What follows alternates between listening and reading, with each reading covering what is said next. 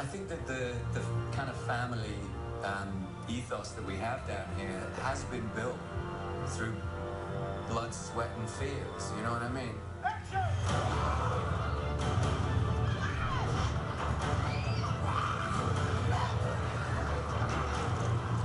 This show is not a typical show.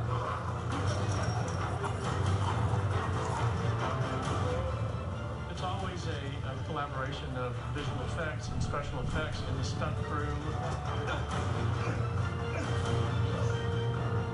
Everybody really loves this job and they work really hard to keep it going and try to make it as real as possible. What the audience sees is the actors and occasionally us getting to talk about it. But the real heart and soul of The Walking Dead is our crew. Sculptor, stunt coordinator, I'm the location manager. Custom designer. Production designer. I play Daryl Dixon. I play Rick Grimes. I play Michelle.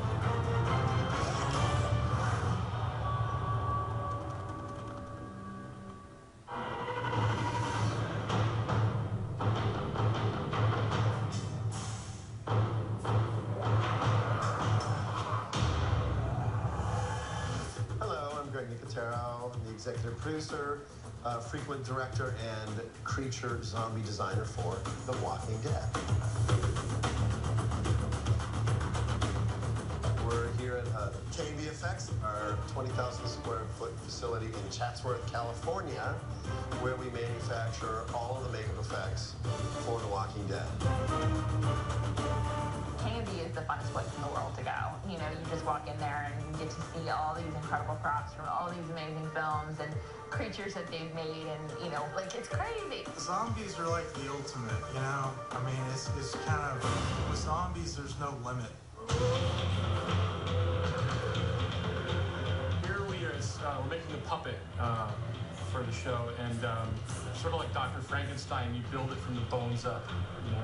So it has a skeletal and then the muscle structure, and then we layer stuff on top of it, so we can actually use this skeleton for a variety of different puppets by putting different skins on it. When you start like missing pieces of your body, it's got to look right. It can't just be like gore, you know? And so everyone in this room is fascinated by anatomy. Really try to make it as accurate as possible so that when people see it, it's just jarring, you know? Like when we do a bite, we'll put muscles and stuff in there so they can like yank on it and you can see that stuff rip out.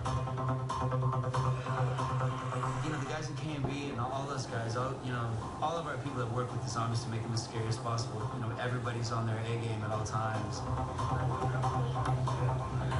I mean, we really spend a lot of time to make sure that the look of the zombies is unique to The Walking Dead, something a little different than you usually see on television.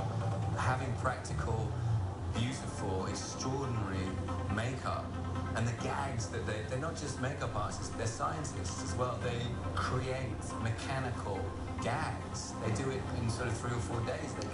They conjure up. They're conjurers. They're extraordinary, creative human beings. We've had 5 seasons of the fantastic art that the people at this shop contribute to the show. Fantastic sculptures, paint jobs, fabrication, just the outrageous ideas that we come up with for the show. I always love our walkers that, you know, part of the skin, the way it's decayed away, you know, that it's just, you see kind of like the ears falling off, or like part of the nose is missing, you know, just the skin rotting away. One of the most challenging was the well walker. Keep going. That was a full-size suit that we made out of silicone to try and figure out how we're going to make that skin fold and move and, you know, wrinkle and buckle and make it as nasty looking as possible. And so that was one of our most challenging, but most rewarding in the end. It was great. I loved it.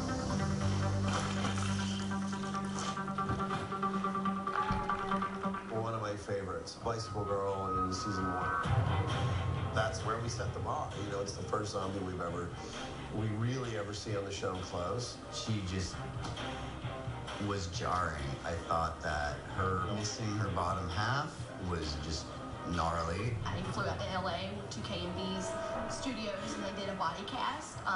Everything except for my legs, obviously. Several months later, I came back and they did all the color tests and appliance fittings and things like that.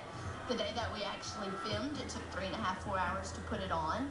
But of course you see it, and I had the blue tights on for the green screen effect. But then seeing it on TV afterwards, even I was like, wow, it's pretty awesome. Greg and all the guys, and even the other makeup artists they had, it was almost like watching a bunch of geniuses come together and create this masterpiece. It was successful and the most just kind of gross. Yeah, if it makes us gross out, then it's a win. Now go back towards your feet a little bit, Melissa. This is beyond my wildest dreams of what I had envisioned in my head. Completely different. I mean, I'm blown away. It's awesome. Every season we augment specific shows with puppets. And even in terms of just our zombie kills, we've sort of refined what we call our crush heads.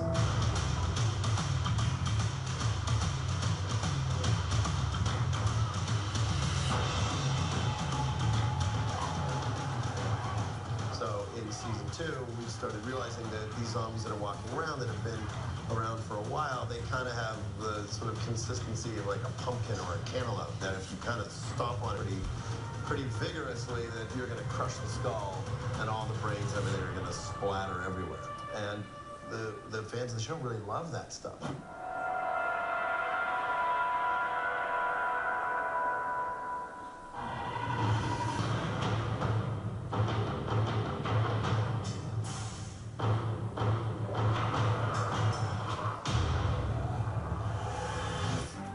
Pretty much wearing the same pants I wore in season 1.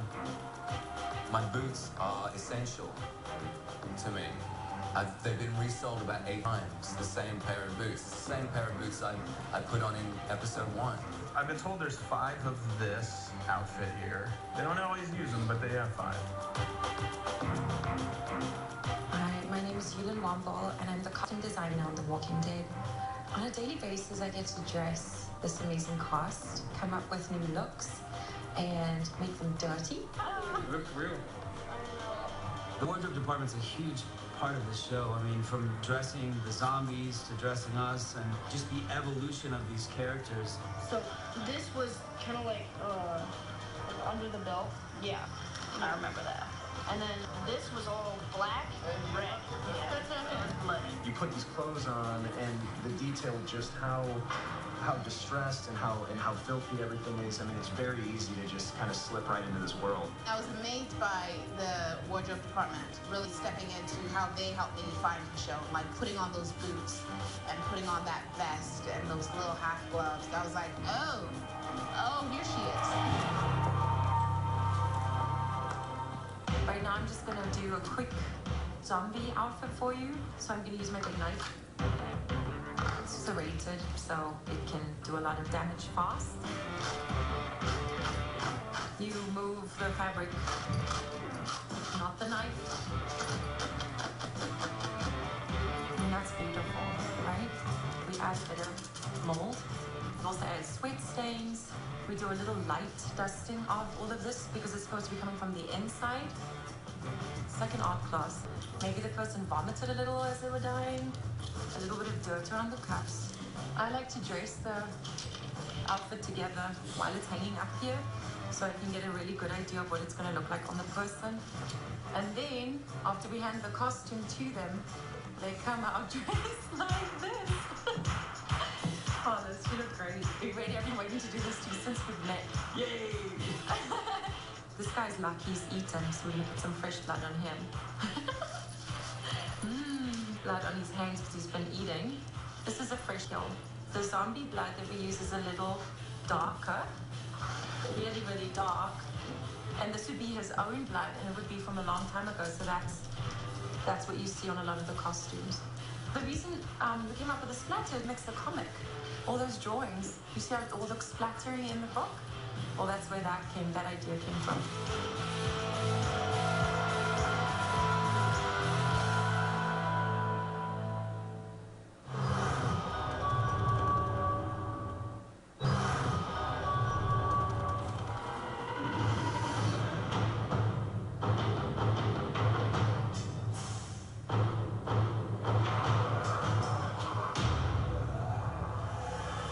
When I rode into Atlanta and they'd shut down 4 blocks of downtown Atlanta, and they turn over Humvees, and you know, we had a tank and a helicopter. It blew my mind. The most amazing thing, I think, on The Walking Dead is the fact that we have found so many astonishing locations and built so many great sets. I'm Mike Riley. I'm the location manager on The Walking Dead. What I really do is try to find the best locations that match the vision of the writers. And I collaborate with the production designer, Grace Walker, and myself have a good collaborative working relationship. Hi, I'm Graham Grace Walker from The Walking Dead, the production designer. It kind of looks like Rocco Bear, but it's still just our phone like everything else. I think one of the advantages of working here in Georgia is that we've been able to find so many great locations. Well, you know, we're in our own little private world down here in Sonoy, and I think that actually really helps the show. It's a part of it. It's really hot here. We have a lot of bugs, but it's all part of what makes the show great and real and grounded and doesn't feel like a television show about zombies. It feels like we're really with these characters in this world.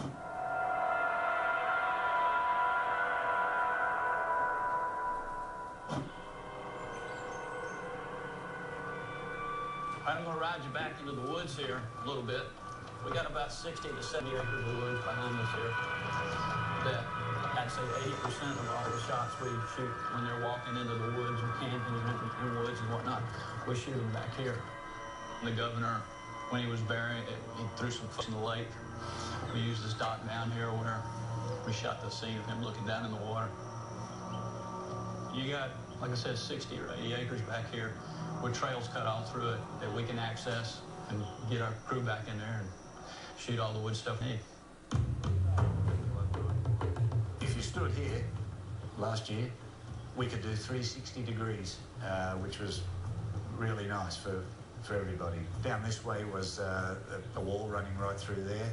We had the entrance to A block, and then a tower down that end, the main gate down near the bus that's rolled over, and another tower, and a fence that ran right along the lake, and down to the corner over here, with a fence that ran right back up again to the other building.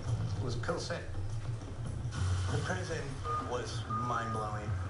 To have something that large that really looks like a prison and to be able to shoot it from any angle at all times and never see a movie set, never feel a movie set, was the most fun for me, especially as a director of photography. The prison was definitely not real, but we worked very hard to make it seem as real as possible, and that really is the actors. For us to feel completely immersed, and I think we've rarely been in a green screen type of situation, if ever. So it's been really nice. I mean, those fights were real. You really had to avoid those fights. I was like, whoa. Sometimes it's like I almost got real close to one of them. So it was a very real living set. As you can see, this is top-of-the-line rooms. They built a prison, and a practical prison that you could walk through. It was magnificent. It looked so much like a prison that a guy from the Department of Corrections came down here one day. He said, they keep telling us there's a prison down here somewhere, and I don't see it in our list. He didn't know. He said, we don't have a prison here. And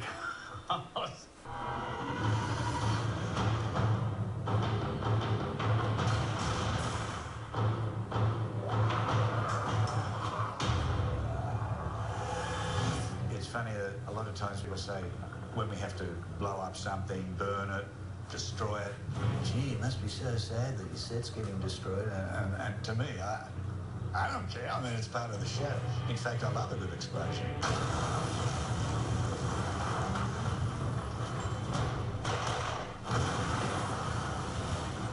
Well, it certainly helps us if you've got real explosions happening. Practical gags give the show probably a bit more authenticity.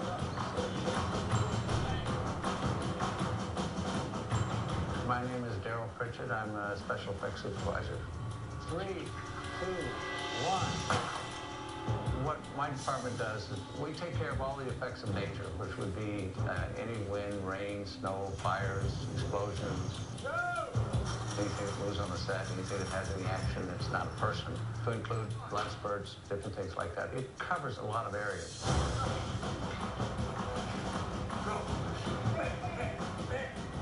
There have been some moments in the show where I first read it and think, how in the hell are we going to do that? You know, how is this possibly going to work? You're on Channel 1. The end of the second season, when we're burning the barn at Herschel's, it was 19 degrees out. There was frost on the ground. And if the barn had gone up too fast in flames, we wouldn't have been able to shoot the sequence. The barn was kind of fun because once we got to the point where we were going to let it burn, just kind of got to watch it burn. And that was kind of neat.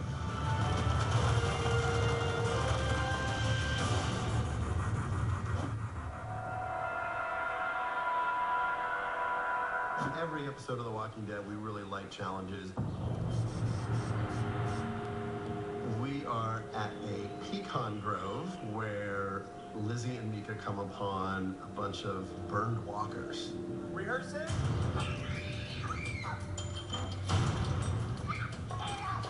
I thought the well walker was probably the greatest walker ever, and they were never going to top that. These walkers absolutely are the coolest walkers. They're crispy. You can see part of their skin. We came up with a way to have patches that we could actually Velcro onto them underneath their wardrobe. So the smoldering was us. That's something that we came up with too. But if you look at the footage, it looks pretty good. Get behind us! We're getting ready to shoot a scene where our actors are running away from gunfire, and we're going to lay down some dust and some sparks while they travel through this courtyard. Hey, Mark.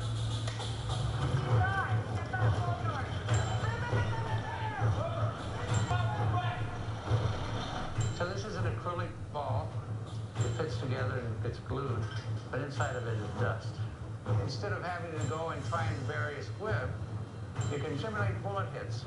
So when it hits something hard, and it does that. We'll do some that are sparking balls. These are made up with a little gravel, a little zirconium. Daryl Pritchard, he's been working all, 50 years doing this. Practical explosions, incredible burnings, the master of disaster, as we call him. Just another day at The Walking Dead.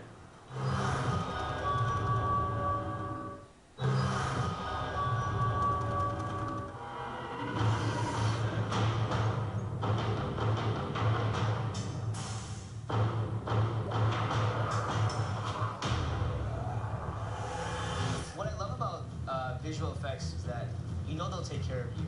And they'll take care of you in ways that you didn't even think possible. I go like this. If you're up at an angle, yeah, that'll work. So maybe it's going up at that angle.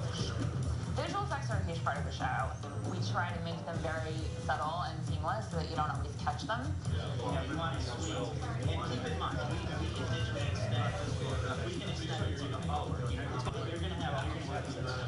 So you Victor Spillies is amazing. He's on set with us here in Georgia and works with the directors and the cast and the zombies with all the particular kills and everything that needs to happen. And then he transitions that to the team in LA at Stargate, and they're the ones who actually create these amazing shots. We do everything from CG walkers to a lot of the kills where you have big exploding heads. We do a lot of digital swords, digital extensions of knives. So a lot of the walker kills that you see end up being visual effects.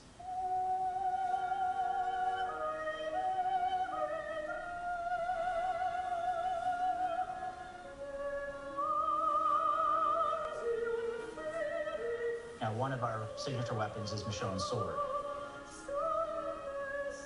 Astounding, like just really picking up that thing and feeling out that sheath on my back. It was all such a part of creating her.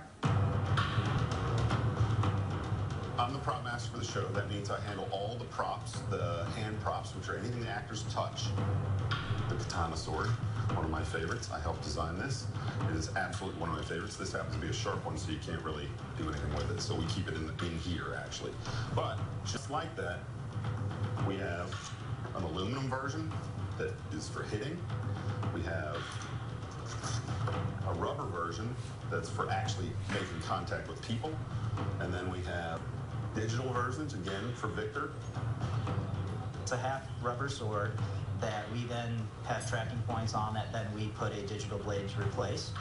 But we also have a retractable one, which helps keep the sword straight when it stabs something.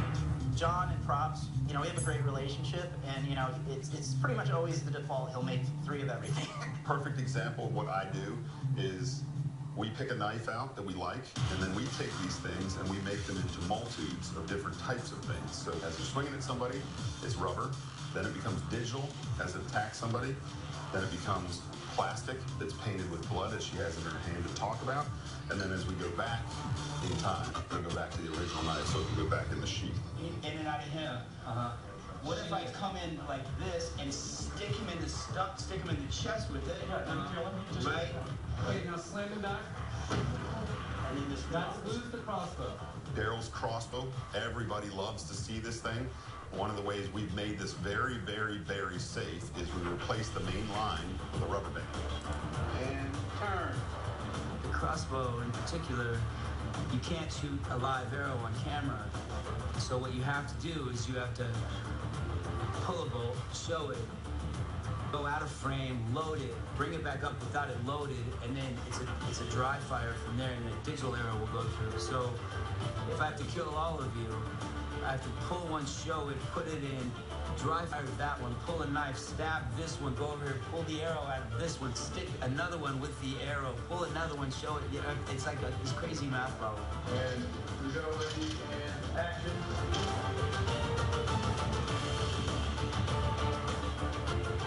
You gotta chop the hit when it's late landing and still. I love this job. I remember season 3, Glenn's that kill after they do that phalanx, he swipes Walker's head right across with the blade. They could have just merely, you know, had his head fall off in frame and then just fall. But they went as far as to make the incision here and then had the head spin and rotate off with blood spewing as it fell. I didn't do that. That was special effects. So, I mean, thank you, Victor, for making me look more competent than I even could possibly be. Today we have Carmen and Beth kind of walking up in front of the blue screen, and what you see out there is going to be the cemetery. This is where Daryl and Beth came out of the woods and kind of traversed piggyback style all the way up to the funeral home. So the blue screen that you just saw, this is what's going to be behind it. You know, we'll use some matte painting and photographs to kind of blend in and build an environment that'll basically make the funeral home and the cemetery feel like they're right next to each other. In the pilot, when Rick is riding into Atlanta on a horse, that shot is completely a visual effect shot. We shot him on a horse in an alleyway in downtown Atlanta, and everything else Victor put in. So some of the visual effects everybody will recognize and know, oh, that's a cool visual effect shot. And there's a lot of shots in there that are visual effects that you would never know. What we're looking at here is one of Michonne's decapitations. And this was a fun one where Dylan, the artist, she's like, well, what if I made the head bounce off the top of the car? And she showed it to me, and I was like, that is awesome. Make the first one one stronger move. Here she has the half sword, so we put a digital sword on to replace the half sword. We have a walker who obviously had a full head that Dylan's painted out the full top half of the head, and she's made a little 3D cap of the head that then goes flying and bouncing and goes over the car.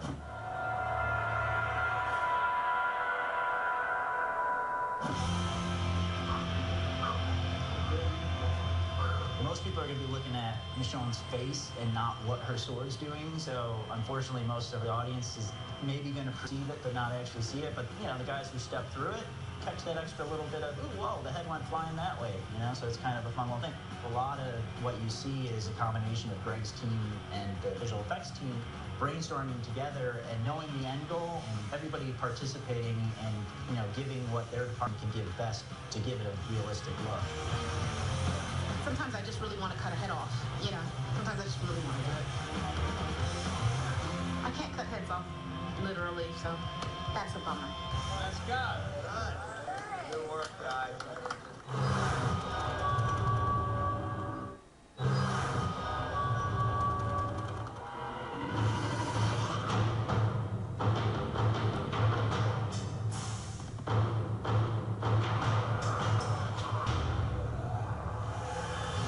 We're at a farmhouse and we have some burning zombies that have previously been on fire, so they are smoldering.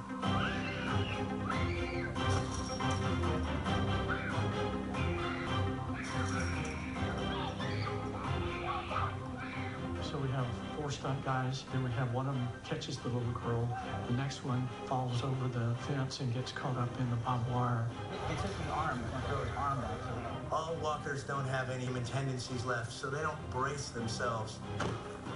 It makes all of the stunt work on our show a little bit unique because you have to find a very, very tricky way to bury your falls and brace yourself.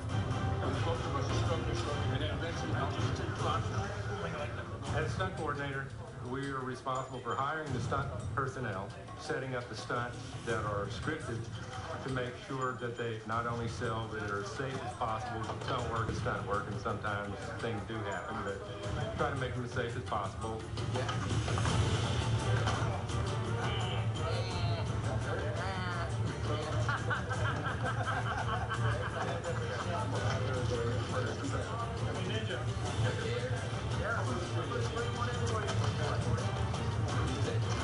The range of stunts that we do on The Walking Dead is a pretty wide swath. We'll do everything from fire burns to high fall to cars crashing. Every single day I come to work and I think, okay, we're going to kill a walker with a rock, a bat, a sword, and 2 gunshots.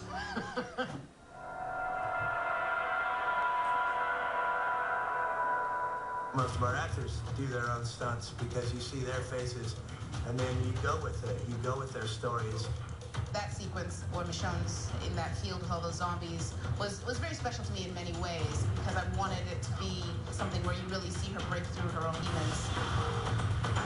Well, the stunts are really fun. I've generally done all my own stunts.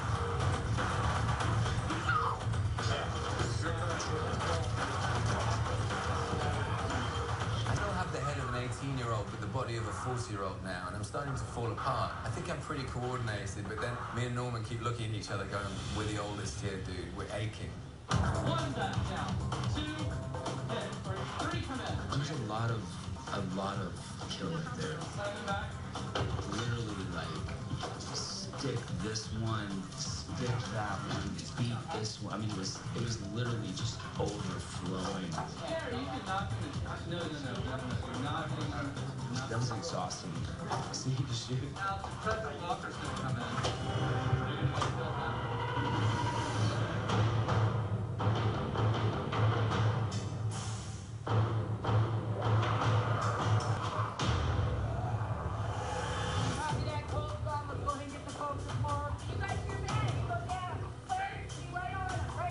So today we have a number of people firing weapons. We have 3 9mm and 2 shotguns. We have zombies, as you see right in the background, coming out of the barn and coming at them, and they kind of set fire to squad.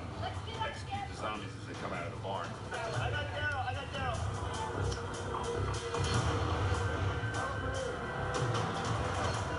These are 2 Glocks. This is Shane's Glock. This is a Glock 17. This is T-Dog's Glock. This is Glock 19. They both shoot 9mm rounds. Killed a lot of zombies today with these. There you go. Zombies. Big gun. Gotta take a zombie out with a lot of power. For focus. That's right on it. Today, we shot lots and lots and lots of zombies.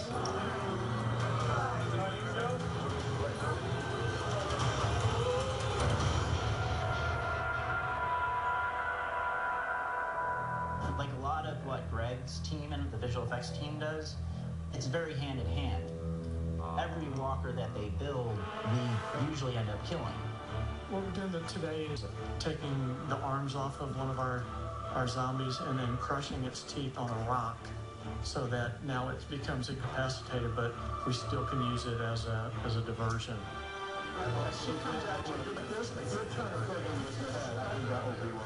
In terms of timing, Russell, the stunt coordinator, and I, before the scene, will try to figure out the best action, and the timings are all right. It wasn't even the arm chop, it was the teeth. Putting the walker's head on the rock and cracking it to knock its teeth out, I couldn't take it. It's the only scene in Walking Dead history I had to walk away from it. I couldn't watch film. It just, You don't move it at all. I'm not doing it. No, it was awful. It was awful. And it was, I mean, like the rock, styrofoam, like there was nothing real. Like I should have been able to completely go, okay, this is like everything. We're not really hurting it. It didn't even have the sound in yet. It was horrible. Awful.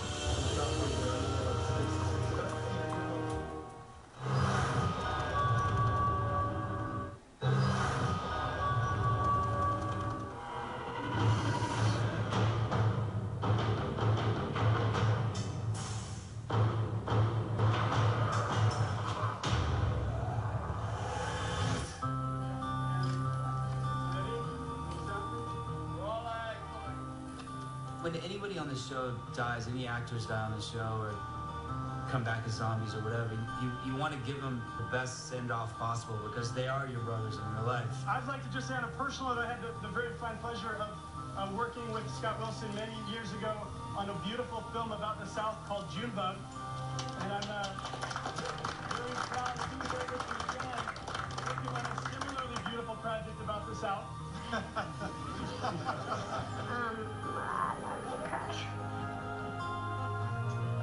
I'm gonna really miss Scott because he's so much a part of our family, and it seems like our little green family just keeps getting smaller and smaller. When a character, one of our main characters, gets killed off, the cast and the producers all get together and have a dinner to kind of send them off on their way.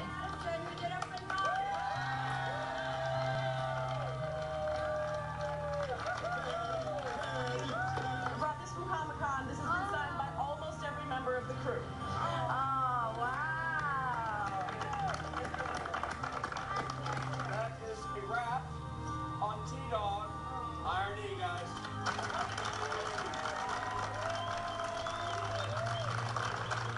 I can't even talk about that. I can't even talk about it without saying it. I'm sorry. Here we go. I remember when we had the death of Shane, that was hard saying goodbye to John, because John was my brother and is my brother. It's the only bad thing about the show, that you get to forge these incredible relationships with these amazing actors, and invariably I have to kill them or stab them. When Norman has to kill Zombie Merle, yeah, that was tough. Still gives me chills. Yeah, when I saw Rooker Merle as the walker, I instantly just crushed. It wasn't just like a sadness, it was a sadness that turned into a rage, and it wasn't a, stabbing him in their face over and over again. It's not that I hate him, and it's not that I want to kill him, it's like I'm mad at the world, and these are the cards I've been dealt, and it's just not fair, I mean, I think those were real tears Norman was shedding, not just Daryl tears. How do you feel about Michael Rooker? I feel he's an awesome man. It was a drag, I don't know, it's just like real life. You think you have more time with people, you know what I mean? Great, let's get, and I just want to rehearse all this stuff, so let's get Maggie here. When they kill you on this show, man, they kill you good. They kill you good. But how? And you're going to cut her open, and you're going to okay, I need help. I need to do this, and this is in the way. It's overwhelming, honestly. It's mind-blowing. It's disgusting. It's heartbreaking. Seeing the way she goes, the situation that she's in. Now, as soon as I turn, it'll stop crying. Don't show that. Don't show that. That we can do. You leave with as much gratitude and grace as you can possibly muster, but I don't know anyone who's walked off the show who hasn't just kind of spent a few days going, that's gonna hurt, that's gonna hurt.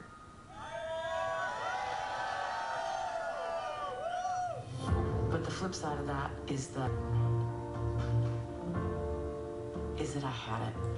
You know, I get to say I was here and I did this, and I think we did the hell out of it.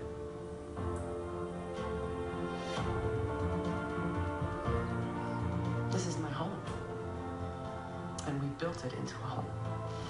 And you don't usually do that. Usually you build a job.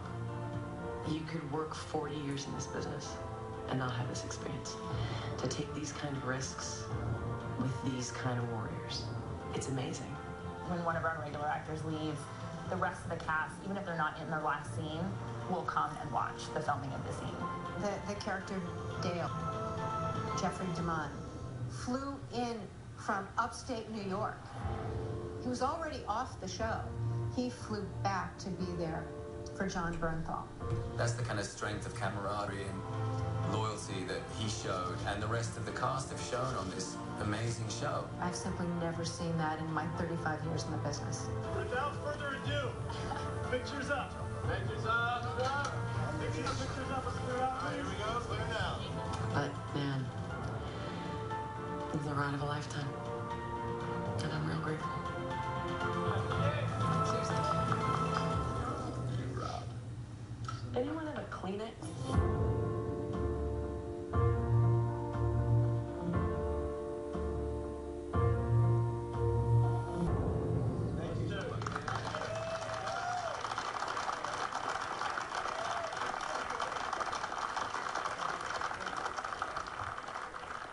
If they kill me on the show, I'll probably, like, set my trailer on fire. They'll probably have to call in a bunch of cops to escort me off the property because I'll be so pissed.